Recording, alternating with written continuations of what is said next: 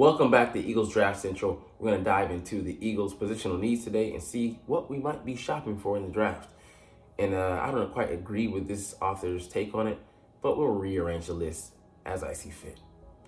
What's up, it's your boy Cintron coming back at you with another analysis video. And I kid you not, that's my real name. Ranking the Eagles' positional needs, as I said, in 2024 NFL Draft. What position will the Eagles target first in the 2024 NFL Draft? I don't know, man. We can go a myriad of directions because we were able to address a myriad of needs in free agency.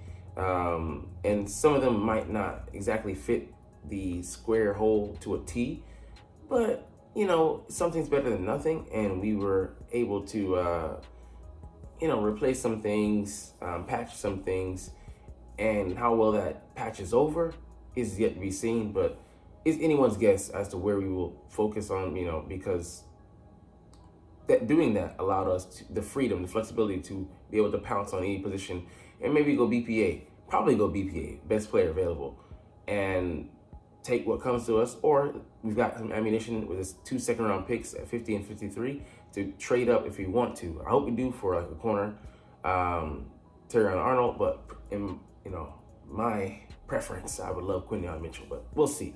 Anyways, let's dive into the list. So offensive tackle, I would not put this at first because we do have Lane Johnson and the awesome bookend who we just signed. We'll mention him in a bit. Jordan Mailata. Those two guys make up one of the best tandems, if not the best tandem in the league.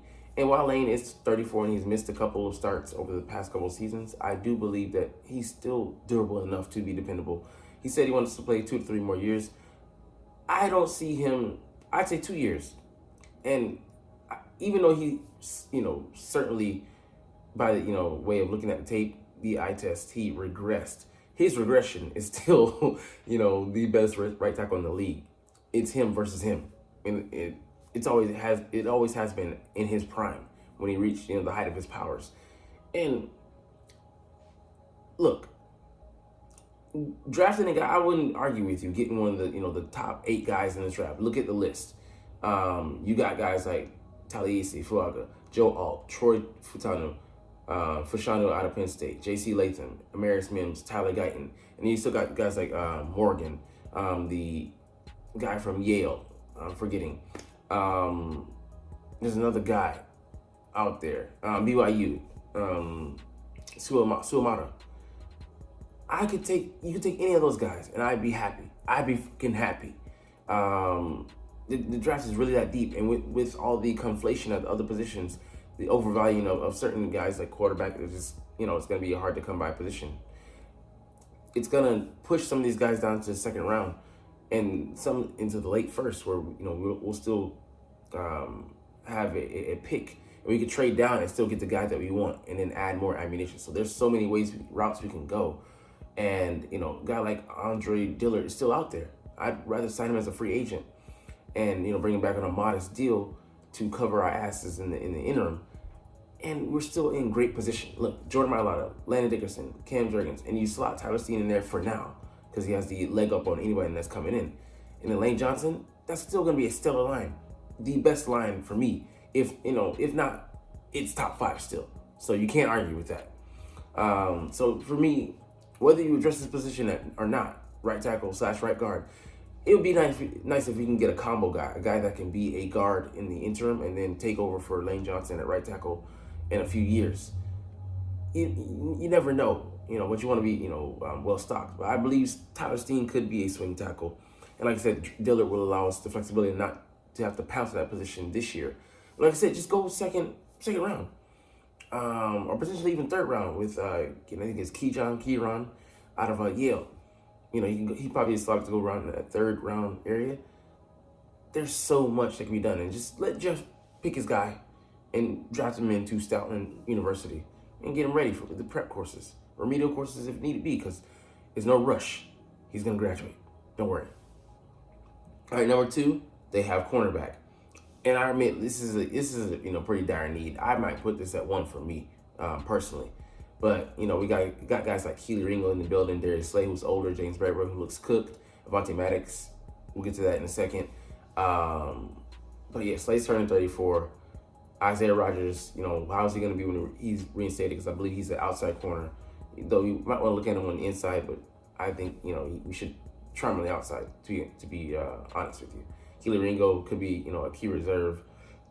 He could start. I mean, the pendulum swings in a wide swath with him.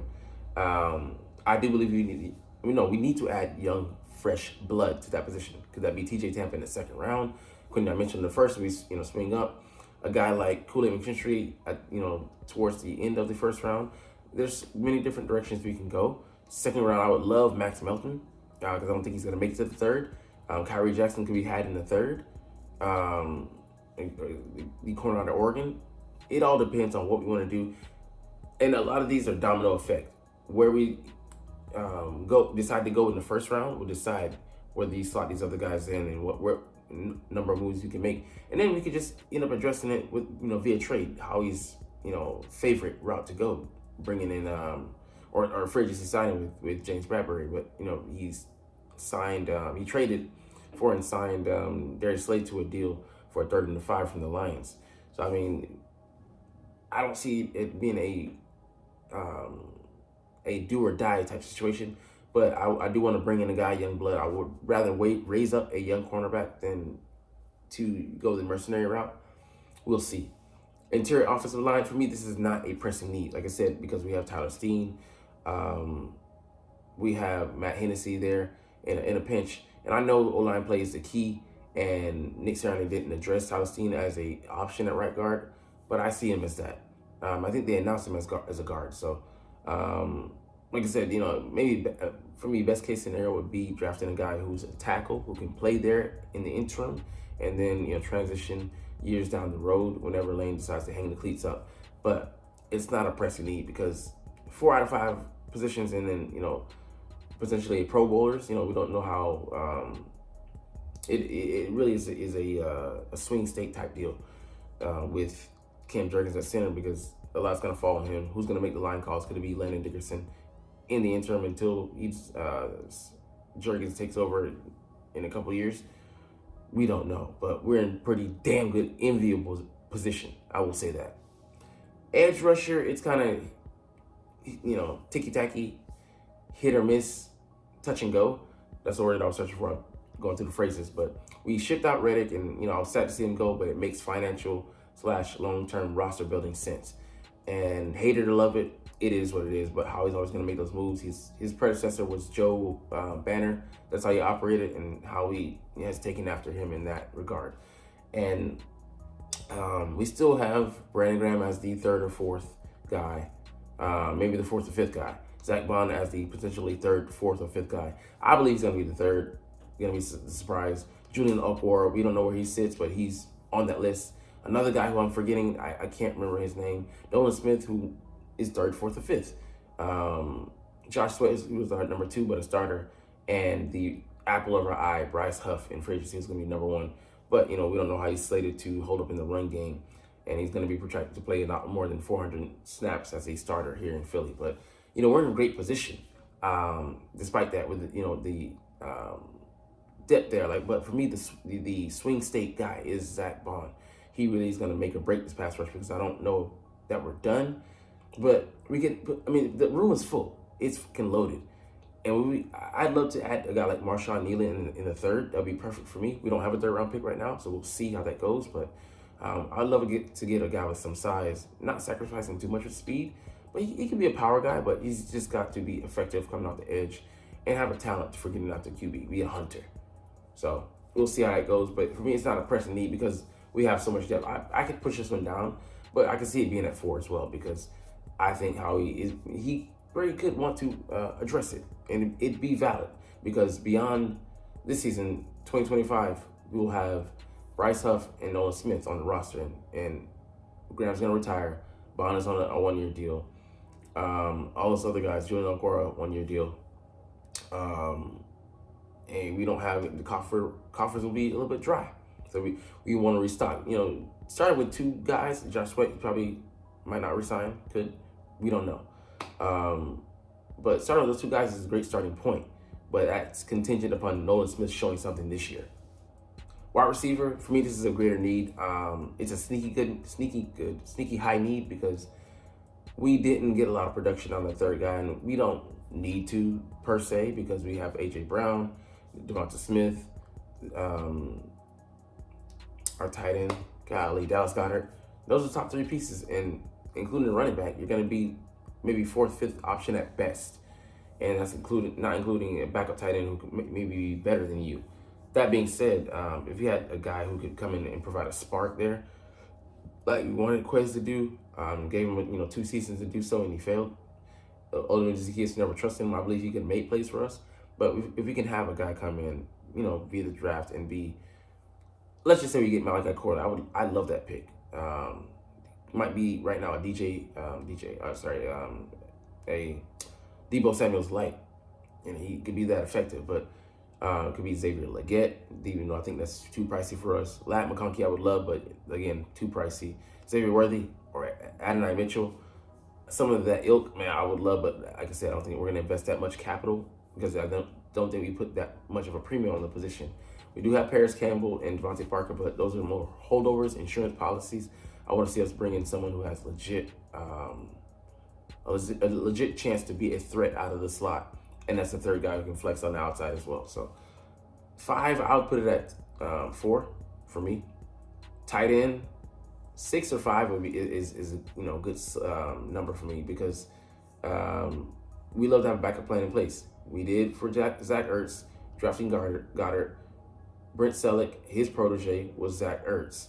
And, Goddard is 29. He's not getting any younger. I think he has 2 years left on his deal. And, getting the guy raising up so his third year maybe he can be starting, or maybe potentially next year he can be highly effective at, those 2 tight end sets. I want a complete tight end, though. I want a guy who can be good as a run blocker just as much as a threat in the passing game. So, that he has that duality to him. We'll see, man. Day 2 pick. For me, I would love a guy like Tip Raymond. I believe he can be that guy, 6'3", 271, so he can move people in a running game. But he also has wheels. I think he ran a 4.67 or something along those lines.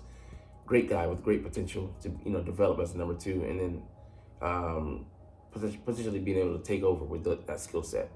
Linebacker, I'll put this much higher. For me, linebacker's at 3 because beyond this year, Devin White's on a 1-year deal. Nakobe Dean, we haven't seen enough to trust him. He has some great tools and he has potential, but untapped potential is just that, potential. So we have to see him reach it. And I'd love to get a guy like Edgerrin Cooper or Peyton Wilson, but I think it would cost us the first rounder. And then even then, I don't know if he'll make it to us at the 22nd pick. Yeah, I think he would, but I don't think they're going to invest that amount of capital into linebackers, even though it should be what we're doing, going after a premium linebacker, because it makes sense. You don't want to pay the guy Howie. Let him play out his 4 years. If you get, draft him in the first round, get 5 years out of him, and then send him on his way. And then rinse, repeat. It just makes sense. But there's some guys that I like in the draft. Junior Colston is promising. Jeremiah Trotter, while being a little bit lighter, he has some chops. And then I think he looks to be better than his father in the passing game. Still Chambers could be a developmental guy. I mean, there's so many guys, a handful of guys that you like. And, I like the linebacker out of Texas. I want to see what he develops into. I forget his name. But, has the size, I think requisite speed, and he looks to be able to hold up in zone coverage. So, we need to go the Casey route. Invest in the position. And, hey, they didn't pay Willie Gay. Let him walk. But at least they had the guy on the roster.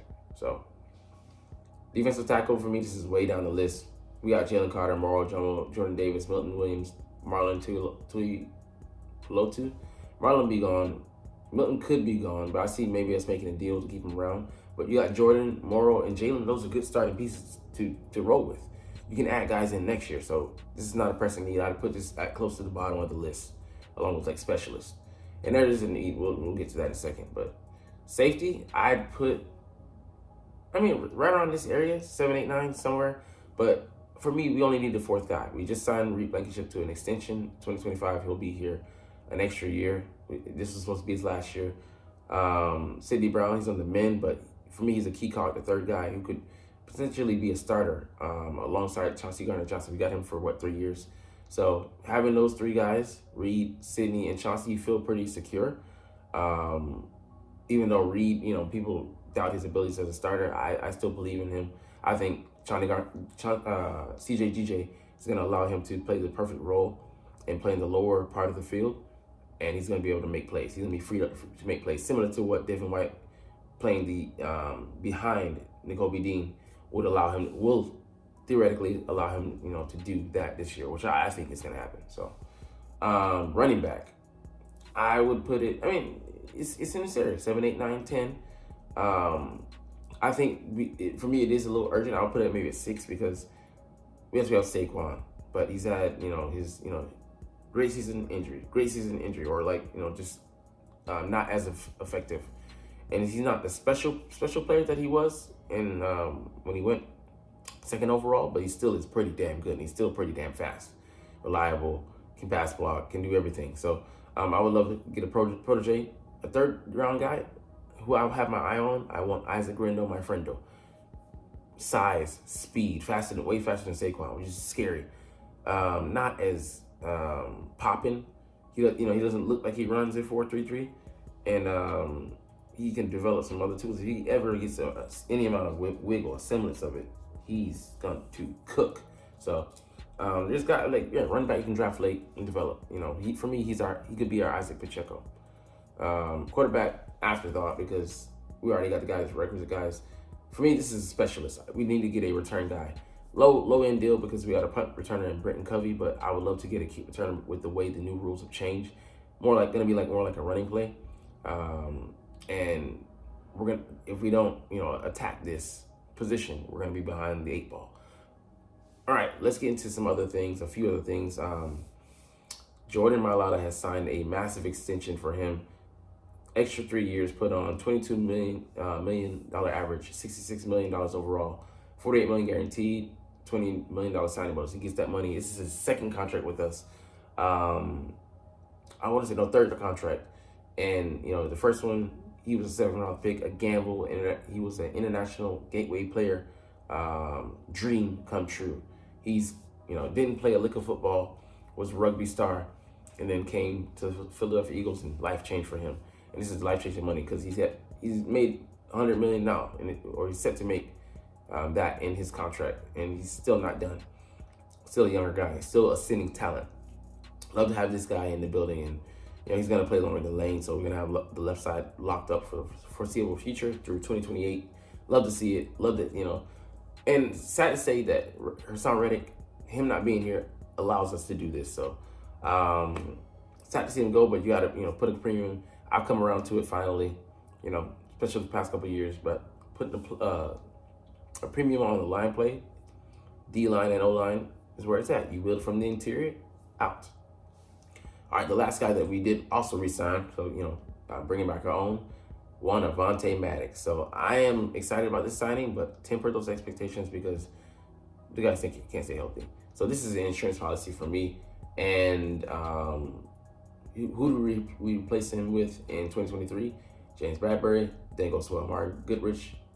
We cut him. Didn't really believe in him. Bradley Roby, he was decent, but he was freelancing out there a little bit. Josiah Scott was just emergency. We shipped him out. Sidney Brown was really an ill fit, but he was feisty.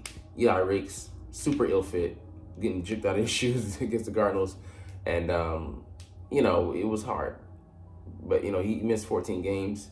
Torn pectoral muscle, 2022, missed most of the season. Unfortunately, he's just been unable to stay healthy. But I love him as an insurance policy, and this shouldn't affect our draft. Drafting at all. Draft a guy, let Avonte start. In the event that he goes out and the likelihood is high, go ahead and cash in that chip with that pick we made. But hey, we're gonna stop the video here. We're gonna end it, but you're not even watching though, but it's all good because I love talking about the Eagles and I love making these videos. So we're gonna chunk the deuces officially, but as always, it's fly Eagles fly, and let's motherfucking go. Like, comment, share, subscribe Thanks for watching. Check me out at Cintron Anime, Cintron Life, or Cintron Laughs. Or other social media.